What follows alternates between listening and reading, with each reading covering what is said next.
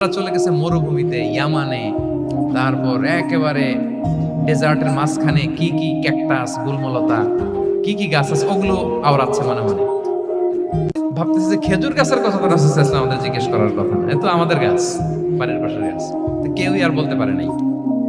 এরপর রাসূল সাল্লাল্লাহু আলাইহি ওয়াসাল্লাম যখন দেখলেন সবাই অপারগ, রাসূল সাল্লাল্লাহু আলাইহি ওয়াসাল্লাম বললেন, ইন্নাহা আন-নাখলা, এটা হচ্ছে খেজুর গাছ, ডেট প্লান্ট। তো আব্দুল্লাহ ইবনে ওমর রাদিয়াল্লাহু তাআলা আনহু বাড়িতে যাওয়ার পরে ওমরে ফারুককে তার বাবাকে বললেন যে, বাবা, আজকে যে রাসূল সাল্লাল্লাহু আলাইহি ওয়াসাল্লাম প্রশ্ন ছুড়ে দিলেন, আপনারা যে কেউ পারলেন না, উত্তরটা কিন্তু আমি পারতাম। তো ওমরে ফারুক বললেন, বলো কি, তুমি পারতা? তো বললা না কেন? তুমি আজকে উত্তর দিতে পারলে তো রাসূলের সামনে আমার বুকটা এত বড় হয়ে যেত।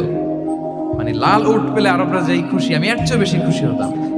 তখন উনি বললেন যে, আপনি পারতেছেন না, অন্যান্য বয়স্ক সাহাবারা পারতেছে না, মুরব্বীরা কেউ যেহেতু বলে নাই, আমি বিনয়ের খাতিরে উত্তরটা দেই নাই, কিন্তু আমি জানতাম যে এটা খেজুর গাছ।